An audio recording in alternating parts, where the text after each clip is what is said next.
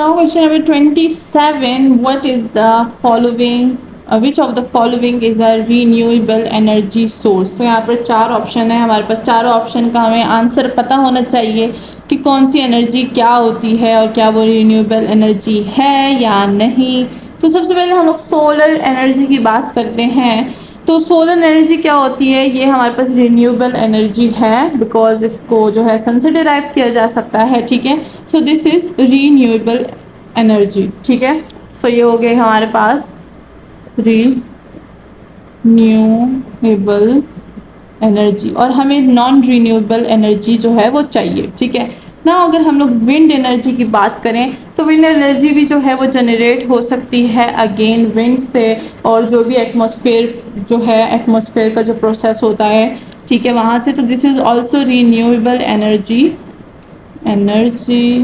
ठीक है, अब अगर हम लोग हाइड्रो पावर की बात करें तो हाइड्रो पावर क्या होती है? ये भी हमारे पास जो है एक रिन्यूएबल एनर्जी है, और ये जो है एनर्जी ऑफ फ्लोइंग वाटर से बनती है। ठीक है, so this is also renewable energy. So अगर आपके पास कहीं भी क्वेश्चन आ गया कि कौन सी energy in the following renewable energy है, तो यहाँ पर जो ऑप्शंस हैं रिन्यूएबल एनर्जी के, तो आपको कोई ना कोई आइडिया वहाँ से हो जाएगा ना। अगर हम लोग फॉसिल फ्यूल की बात करें तो this is non renewable energy.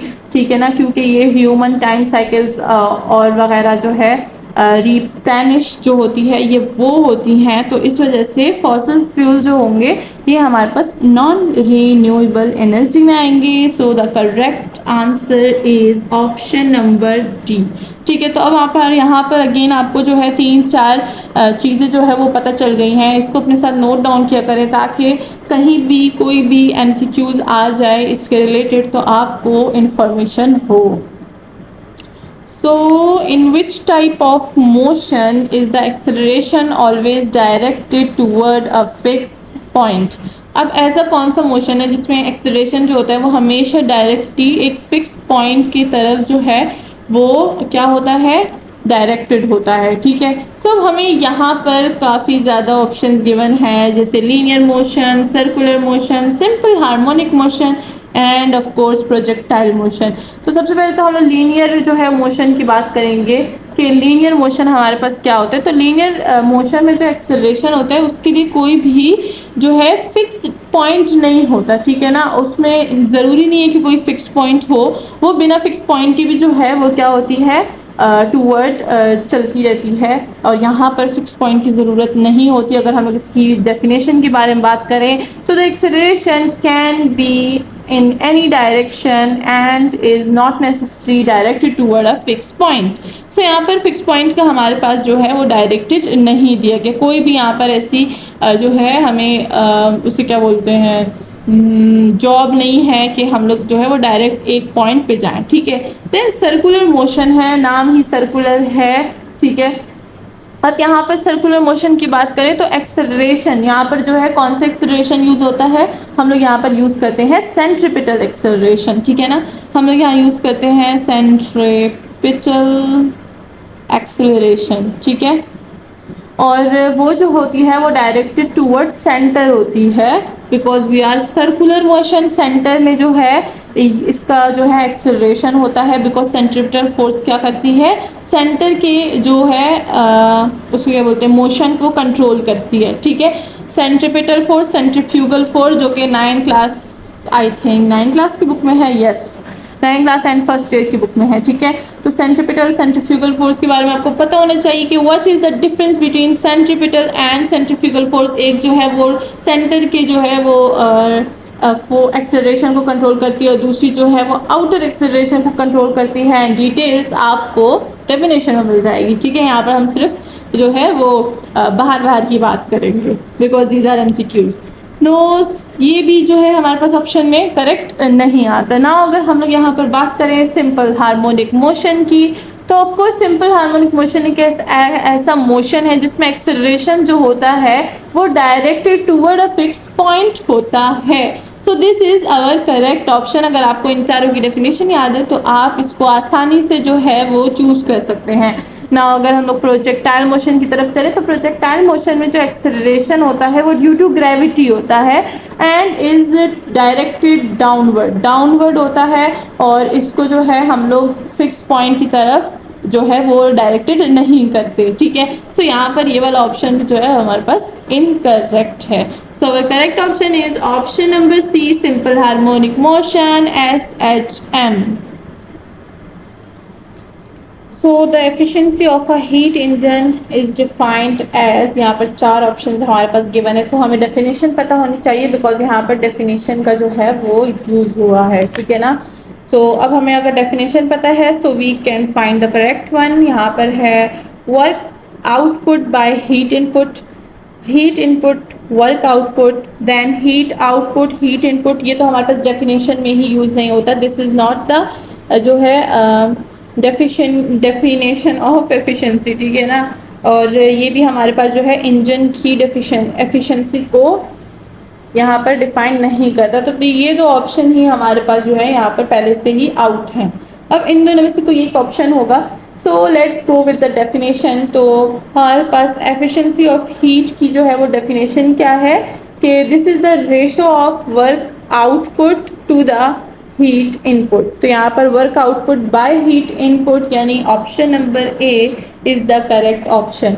और अगर हम लोग हीट को इनपुट करें और वर्क को आउटपुट करें तो ये हमारे पास इनवर्स ऑफ एफिशिएंसी कहलाता है, ठीक है ना। सो आपको यहाँ पर एक और एमसीक्यूज भी मिल गया इनवर्स ऑफ एफिशिएंसी का, ठीक है, एफिशिएंसी।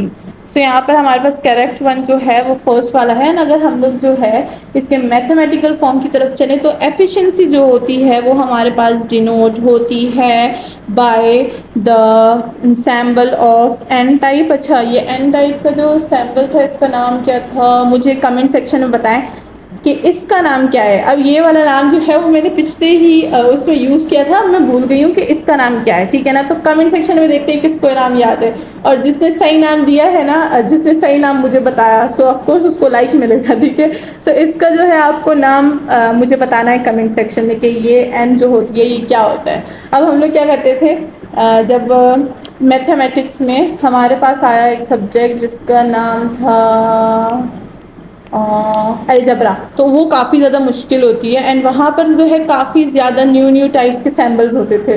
तो हमने एक दफ़ा जो है मैम को बोला मैम इस सैम्बल का नाम क्या है, कोई अजीब सा फ्लावर टाइप सैम्बल था, तो उन्होंने एक नाम लिया, हमें वो नहीं आया, हमने बोला फ्लावर टाइप सैम्बल, ठीक है। हम लोग बस बोलते थे वो सैम्बल, हमें वो नाम नहीं याद होता था, हम लोग बोलते थे वो सैम्बल। मैथ्स में नाम जो है वो इम्पॉर्टेंट नहीं होता, बट आपको पता होना चाहिए कि वो काम क्या करता है, वो यूज़ कहाँ होता है, ठीक है ना। सो यहाँ पर जो है हमारे पास एक फ्लावर टाइप सैम्बल था और उसको हम लोग हमेशा फ्लावर टाइप सैम्बल ही बोलते थे। देन ऑफ कोर्स उसके बाद हमने उसका नाम सीख लिया था बिकॉज हमें फिर मैम ने एमसीक्यूज में वो दिया था कि इसका नाम क्या है, ठीक है। सो कभी भी किसी चीज़ को छोड़ना नहीं चाहिए, ठीक है, हर चीज़ पता होनी चाहिए, जैसे कि मैंने मेथड्स की बात पिछले टाइम की थी। So our correct one is work output by heat input and इसका मैथमेटिकल फॉर्म जो है वो अब अपने पास लिख सकते हैं जो कि होता है W by Q of U। W जो है वो हमारे पास वर्क को रिप्रेजेंट करता है और ये जो Q म्यू सा U है दिस इज़ द म्यू, ठीक है ना, या फिर यहाँ पर जो है हम H लिखते हैं, ठीक है ना। सो ये हमारे पास क्या करता है, ये हीट इनपुट को यहाँ पर जो है वो डिनोट करता है, हीट इनपुट को, ठीक है। सो आपको जो है मैथमेटिकल फॉर्म मैंने बता दिया, उसको एक्सप्लेन कर दिया है। नेक्स्ट चलते हैं with question number 30। So now what is the resistance of a wire if its resistivity is 1.5 with 10 power minus 6 ohm and its length is 2 meter and its cross section area is 0.01 meter square। of course this second level है तो यहाँ पर ज़्यादा जो है हमारे पास information दे रखी है, ठीक है ना। सो थर्ड लेवल में इतनी ज़्यादा इन्फॉर्मेशन नहीं होगी तो इसकी जो है आपने तैयारी अच्छे से करनी है, ठीक है ना। सो यहाँ पर हमने क्या फाइंड करना है, हमने रेजिस्टेंस फाइंड करना है। रेजिस्टेंस को हम लोग कैपिटल R से डिनोट करते हैं एंड रेजिस्टेंस का आपका मैथमेटिकल फॉर्म पता होना चाहिए, देन ही आप फाइंड कर सकते हैं। तो रेजिस्टेंस का आपको फिंगर टिप पे याद होना चाहिए कि PL/A होता है, ठीक है ना। P हमारे पास क्या होता है, रेजिस्टिविटी, P होती है हमारे पास स्मॉल p से इसको हम लोग डिनोट करते हैं और इसको आप जो है लैटिक पीस भी बोल सकते हैं, ठीक है ना। और हमारे पास देन क्या है, देन लेंथ हमारे पास जो होती है वो एल से डिनोट होती है of course by capital A which is the cross section area, ठीक है। सो सारी वैल्यूज को आपने जो है यहाँ पर पुट डाउन कर देना है and you can find easily the resistance. सो ये हो जाएगा हमारे पास 1.5 मल्टीप्लाई 10 पावर -6 ओहम, ठीक है। ओहम मीटर, यहाँ पर ओहम दोनों मीटर के साथ गिवन है एंड इसका लेंथ क्या है वो है 2 मीटर। देन इसका cross section area 0.01 metre square, ठीक है। सो इसको कैलकुलेट करेंगे, we can get 0.3 ohm. Ohm is the unit of resistance. आपको बार बार ये चीज़ें याद जो है वो क्या करनी है, बोलनी है ताकि आपको याद हो जाए, ठीक है ना। सो 0.3 यानी option number A is the correct one. So the image found by a plane mirror is always real inverted, ठीक है ना। या तो वो रियल एरेक्ट हो सकती है या विजुअल एरेक्ट हो सकती है या तो वो विजुअल इन्वर्टेड हो सकती है। अब यहाँ पर जो है हमारे पास इरेक्ट का मतलब क्या होता है कि जो हमारे पास इमेज होती है वो अपराइट जो है वो सेम ओरिएंटेशन जो है वो गेन करती है जैसे कि हमारा ऑब्जेक्ट जो है वो रखता है ओरिएंटेशन, ठीक है ना। तो चलिए यहाँ पर थोड़ा सा लिख देते हैं इसके लिए वो इमेज जो upright having same orientation as the object, ठीक है। सो ये भी चीज़ आ सकती है तो इसलिए यहाँ पर जो है मैंने मेंशन कर दी। और रियल होती है और विजुअल का मतलब यहाँ पर जो है वो विजुअली हम लोग जिसको प्रेजेंट कर सकें, ठीक है ना। सो अब यहाँ पर जो है इन्वर्टेड का मतलब क्या होता है कि जो इमेज होती है वो अपसाइड डाउन रिलेट करती है ऑब्जेक्ट से, ठीक है ना। तो वो भी यहाँ पर हम लोग लिख देते हैं the image which upside down relative to object, ठीक है। यहाँ पर हमने काफ़ी ज़्यादा चीज़ें लिख दी हैं। अब यहाँ पर हमारे पास द करेक्ट वन कौन सा है। सो अगर हम लोग अपने करेक्ट वन की तरफ चले सो वो है हमारे पास विजुअल एंड एरिक, ठीक है ना। तो विजुअल एंड एरिक यानी ऑप्शन नंबर सी जो है वो हमारे पास करेक्ट वन है। और अगर हम लोग बात करें रियल और इन्वर्टेड की तो ये हमारे पास वो जो है प्लेन मिरर जो है कभी भी हमारे पिक्चर जो है वो रियल और इन्वर्टेड नहीं देता, ठीक है ना। और साथ में रियल एरिक्ट भी नहीं देता, वो विजुअल और एरिक देता है। विजुअल का मतलब जो है हम लोग विजुअली जिसको रिप्रेजेंट कर सके और एरिक का मतलब यहाँ पर मैंने बता दिया जो कि हमारे पास सेम ओरिएंटेशन गेन करती है अपराइट जैसे कि हमारा ऑब्जेक्ट जो है वो गेन करता है, ठीक है। So in an AC circuit, the current leads the voltage by 90 degree in which a purely resistive circuit, a purely inductive circuit, a purely capitative circuit, a series RLC circuit। यहाँ पर वो कौन सा ऐसा सर्किट है जो कि current the voltage को लीड करता है 90 डिग्री पे, ठीक है। सो अगर हम लोग फर्स्ट ऑप्शन की बात करें तो फर्स्ट ऑप्शन जो है वो करेक्ट नहीं है। मैं उधर ऐसी जा रही थी गलती से वापस आ गई। अच्छा, सो अ प्योरली रेजिस्टिव सर्किट जो है वो हमारे पास क्या होता है, उसमें मतलब कि हमारे पास जो करंट और वोल्टेज होता है वो एक फेज में होते हैं और वो अपने मैक्सिमम और जो ज़ीरो वैल्यू है उसमें साइमल्टेनियसली पहुंचते हैं। सो this is not the correct one. Now a purely inductive circuit, अगर प्योरली इंडक्टिव सर्किट की बात करें तो इसमें जो करंट होता है वो लीड करता है behind the voltage bye 90 degree, यानी कि जो है हमारे पास करंट जो है वो बिहाइंड द वोल्टेज 90 डिग्री यहाँ पर जो है एक्टिव करता है। इसका अगर हम लोग सिंपल मतलब देखें तो यहाँ पर हमारे पास करंट जो होता है वो अपनी मैक्सिमम वैल्यू को कब रीच करता है, जब वो हाफ जो है सर्कल जो कॉर्डर होता है हाफ सर्कल का उधर जो है वो सर्कुलेट करे, ठीक है ना। आफ्टर द वोल्टेज के बाद जाएगा, सही है ना। सो यहाँ पर हमारे पास ऑप्शन नंबर बी भी जो है वो करेक्ट ऑप्शन नहीं है ना। अगर हम लोग ऑप्शन नंबर जो है वो सी की बात करें तो ऑप्शन नंबर सी जो है वो हमें बताता है कि जो करंट होता है वो वोल्टेज को लीड करता है 90 डिग्री पे, मतलब यहाँ पर करंट जो है वो रीच करता है maximum value of coated circle before the voltage. तो ये वाला जो है हमारे पास the purely capacitive circuit is the correct one, यानी ऑप्शन नंबर सी जो है वो हमारे पास यहाँ पर करेक्ट वन है। और अगर हम लोग बात करें सीरीज RLC सर्किट, तो RLC यहाँ पर क्या बोलता है, RLC है यहाँ पर हमारे पास रेजिस्टर और I का मतलब है इंडक्टर एंड C का कैपेसिटर। ठीक है, सो यहाँ पर हमारे पास ये जो फ्रेज है इसमें करंट और वोल्टेज का जो है वो इस तरह से रिलेशन है कि वो एक दूसरे पे जो है वो डिपेंड करती है उनकी value. So this is not the correct one. So हमारे पास अ प्योरली कैपेसिटिव सर्किट जो है वो करेक्ट वन है। अब यहाँ पर जो है इन दोनों में से जो है वो ज़्यादा डिफरेंस नहीं है, तो इन दोनों में से कंफ्यूज मत होइएगा कि इंडक्टिव आएगा या कैपेसिटिव आएगा। ठीक है, दोनों के पॉइंट्स को अपने पास लिख लीजिए जो अभी मैंने आपको बताए, ये they will help you in other MCQs।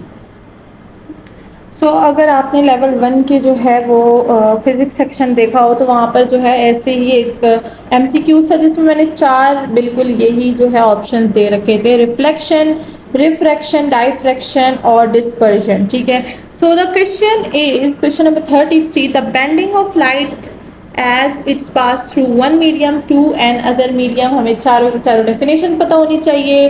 So level 1 में मैंने चारों डेफिनेशन जो है वो एक्सप्लेन करके बताई हुई थी। Now we will only discuss its जो है बस इसके मेन पॉइंट्स को डिस्कस करेंगे। तो यहाँ पर रिफ्लेक्शन जो होती है वो हमारे पास क्या होती है, वो लाइट होती है जो कि बाउंस बैक करती है जब भी वो सरफेस को हिट करती है और मीडियम से पास नहीं होती, मतलब ये जो है हमारे पास करेक्ट ऑप्शन नहीं है ना। अगर रिफ्रैक्शन की बात करें तो रिफ्रैक्शन वही लाइट है जो कि एक मीडियम से दूसरे मीडियम में पास होती है। So the correct option is option number B. Now अगर हम लोग डाइफ्रैक्शन की बात करें तो डाइफ्रैक्शन हमारे पास वो लाइट होती है जो कि स्प्लिट होती है, मतलब वो क्या होती है कि वो बेंडिंग भी होती है उसकी और स्प्रेडिंग भी होती है। ठीक है ना, थ्रू डिफरेंट ऑब्स्टिकल्स। सो ये ऑप्शन जो है वो भी हमारे पास करेक्ट नहीं है। नाउ डिस्पर्जन की बात करें तो आई थिंक उसमें हमने डिस्पर्जन को जो है वो अपना करेक्ट वन माना था, यानी डेफिनेशन ऑफ डिस्पर्जन यहाँ पर यूज हुई थी। ठीक है, सो यहाँ पर जो डिस्पर्जन है वो क्या होता है, वो लाइट को स्प्रेड करती है इनटू इट कंपोनेंट कलर्स में। ठीक है, so this is also not our correct choice. तो अगर आपको चारों डेफिनेशन याद है, मैंने पहले भी कहा था दे आर बहुत इंपॉर्टेंट है, रिफ्लेक्शन, रिफ्रैक्शन, डाइफ्रैक्शन और डिस्पर्जन। तो देखिए अगेन आ गई है और अगेन बार बार आती रहेगी, तो इसको अच्छे से याद कीजिएगा ताकि आपको पता चले कौन सी लाइट क्या कमाल करती है। तो हमें काफ़ी ज़्यादा जो है वो लाइट और साउंड के एंड बाकी भी जितनी भी हमारे पास प्रॉपर्टीज़ हैं उनके जो है वो खासियतें पता होनी चाहिए। ठीक है ना, कि वो क्या कमाल करती हैं और कहाँ करती हैं। तो यहाँ पर है which of the following is true for the speed of sound. अब स्पीड ऑफ साउंड के लिए कौन सा स्टेटमेंट जो है यहाँ पर ट्रू है हमारे पास, तो it is faster in gas, is it faster in liquid और is it faster in solid, और क्या वो सेम होते हैं हर मीडियम में। चलिए सबसे पहले हम लोग गैस को जो है यहाँ पर गैस की बात करते हैं। तो जो स्पीड ऑफ साउंड है वो गैस में हमारे पास जो होती है वो स्लो होती है। ठीक है, एज़ कम्पेयर टू लिक्विड और सॉलिड के, as compare to liquid solid के गैस में स्लो होती है बिकॉज वहाँ पर हमारे पास लो डेंसिटी होती है और कंप्रेसिबिलिटी। ठीक है ना, जो कि हमारे पास स्पीड ऑफ साउंड को काफ़ी ज़्यादा इफेक्ट करती है। So this is not our option. ठीक है ना, अगर ऑप्शन नंबर बी की तरफ चलें कि it is faster in liquid, तो अगर हम लोग यहाँ पर लिक्विड की बात करें तो ये हमारे पास लिक्विड में फास्टर नहीं होती। ठीक है, ये हमारे पास जो है गैस से थोड़ी सी ज़्यादा फास्ट होती है बस एज कम्पेयर टू जो है सॉलिड, दिस इज़ स्लो। ठीक है ना, और ये क्यों, क्योंकि यहाँ पर डेंसिटी और मॉलिक्यूलर जो होते हैं उनके हमारे पास जो को उसे क्या बोलते हैं प्रॉपर्टी जो होती है वो काफ़ी ज़्यादा हाई होती है। So this is not our choice. ना ऑप्शन नंबर सी, अगर हम लोग सॉलिड की बात करें तो यहाँ पर हमारे पास करेक्ट ऑप्शन जो है वो सॉलिड है। ठीक है ना, ये हमारे पास जो होती है सॉलिड में काफ़ी ज़्यादा तेज़ होती है due to high density and elasticity. ठीक है, तो यहाँ पर आपने वजह भी बतानी है, तो मैंने जो सारा सारा बता दिया, अपने पास नोट डाउन कर ले कि किस वजह से ये गैस में और लिक्विड में हमारे पास फास्टर नहीं होती और सॉलिड में क्यों फास्टर होती है, बिकॉज यहाँ पर हाई डेंसिटी होती है और इलेक्ट्रिसिटी, ठीक है ना। ना अगर हम लोग ऑल मीडियम की बात करें तो ऑफकोर्स ऑल मीडियम में हमारे पास सेम नहीं होती, जैसे कि हमने ऊपर के 3 बताए, ठीक है ना, कि डिफरेंट डिफरेंट टाइप्स होती है इसकी और डिफरेंट स्पीड होती है बिकॉज ऑफ देयर जो है क्वालिटी और बिकॉज ऑफ देयर केमिकल्स जो इसमें यहाँ पर यूज़ होते हैं, ठीक है ना।